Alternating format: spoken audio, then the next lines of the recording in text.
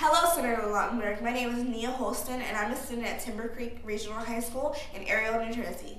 And like millions of Americans, I believe that it's time for Congress to implement a comprehensive genocide prevention strategy. As you will see, America's foremost foreign policy experts on both sides of the political aisle agree that such a policy would be best in our national interests for both humanitarian and practical reasons.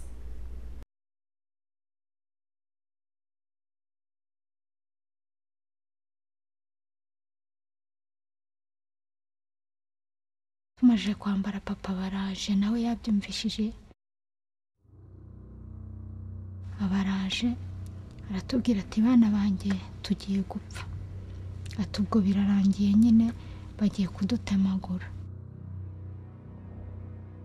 ariko twasize abantu barimo kuboroga abandi bahiye abacitse amaguru baratemye bararuha batera amagranade bararuha bashyiramo ibishyitsi n'amamatera na za essence baratwika. After the Holocaust, we said never again. Did we really mean it? Genocide is one of the most difficult foreign policy challenges for the last 100 years. And we've almost uniformly failed to confront it. I think it's also important to look at the places where there are mass atrocity conflicts going on, not just what's technically been called genocide. The conflicts that are going on are not unknown. It's what we're going to do about it. The Genocide Prevention Task Force brought together some of the major policy actors from the last few administrations to produce a set of specific policy recommendations that would say, this is a priority. We're going to organize ourselves to make sure that never again is a real commitment of the U.S. government. The Genocide Prevention Task Force found that genocide is preventable. The past U.S. government responses to threats of genocide were almost entirely ad hoc. There was a lack of a structure in place to raise these issues to senior decision makers and prompt action on them on a timely basis. We've seen our entire system devoted to dealing with a conflict once it's already started.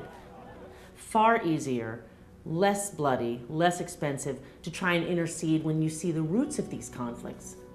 Cut things off before the violence really begins. One of the most important shifts recommended by this report is really a shift of mindset. When we act early, we save lives and we save money.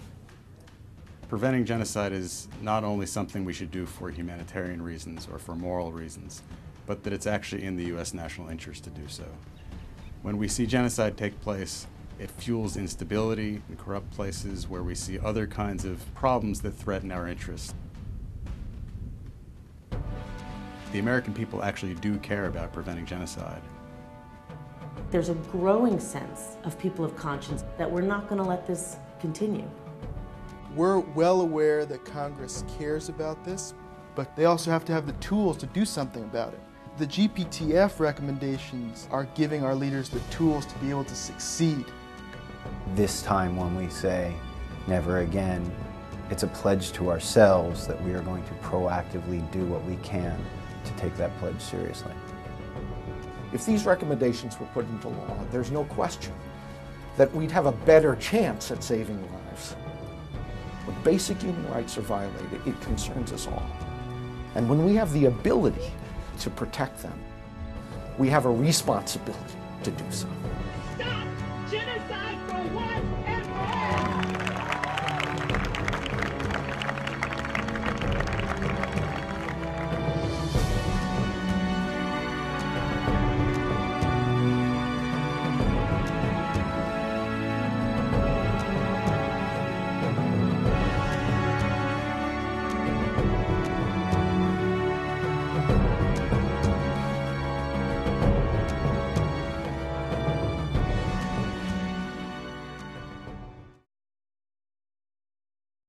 As you can see, we believe that it's no longer acceptable to wait until after humanitarian atrocities take place to take action. Crimes against humanity are preventable. I urge you to support the full and immediate implementation of the Genocide Prevention Task Force recommendations. Thank you for your time and your consideration.